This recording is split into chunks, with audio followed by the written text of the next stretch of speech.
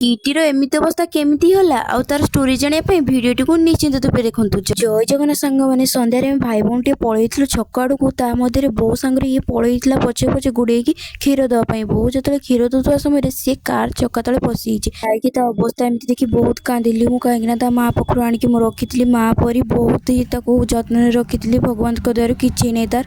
ରାତି ସାରା ମୁଁ ତାକୁ ଜଗିକି ବସିଥିଲି, କାହିଁକିନା ସେ କେତେବେଳେ ଉଠିଯିବ କାନ୍ଦିବ। ସକାଳୁ ଉଠି ଏଠି ପିଲାଙ୍କୁ ଟିକେ ପାଠ ପଢ଼ି ଦେଇ ମୁଁ ପଳେଇଥିଲି ତାକୁ ଟିକେ ଉଠିବା ପାଇଁ, କାହିଁକିନା ଦିନ 9:30 ହେଲାନି, ସିଏ ଏତେବେଳେ କିଛି ବି ଖାଇନାହିଁ। ସେଥିପାଇଁ ତାକୁ ଉଠେଇ ଆଣିଥିଲି। ସେ ଚାଲି ବି ପାରୁନି, ତ ମୁଁ ତାକୁ ଏଠି ଟିକେ ବସେଇ ଦେଇଥିଲି। ଇଏ ଯେତେବେଳେ 10 ଦିନ ହେଇଥିଲା ମାତ୍ର ତା ମା ପାଖରୁ ଜନ୍ମ ହେଇ ମୁଁ ତାକୁ ମୋ ଦିଦି ଘରୁ ନେଇ ପଳେଇ ଆସିଥିଲି। ସେବେ ପାଖରୁ ମୁଁ ଗୋଟେ ମା ପରି ତାର ଯତ୍ନ ନେଇଛି, ସବୁବେଳେ ତାର ଭଲ ମନ୍ଦ ଦେଖିଛି।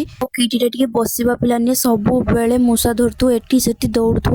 ତାର ଏମିତି କଷ୍ଟ ମୁଁ ଦେଖିପାରୁନି। ଫାଇନାଲି ସେ ଟିକେ କଷ୍ଟେ ମଷ୍ଟେ ଚାଲିଲା। ତା ଭିତରେ ମୋର କ'ଣ ହେଲା କେଜାଣି ମଥାଟା ବହୁତ ଜୋର ବୁଲେଇ ପକେଇଲା। ସେଥିପାଇଁ ମୁଁ ଡାଇରେକ୍ଟ ଦାନ୍ତ ଘଷିକି ପଳେଇ ଆସିଲି ଖାଇବା ପାଇଁ। କିଟିକି ଦେଲି, ସେ କିନ୍ତୁ ଖାଇଲାନି। ଘରେ ମୁଁ ତାକୁ ଟିକେ ବାଧ୍ୟ କରି ଖୁଆଇ ଦେଇଥିଲି କିଛିଟା।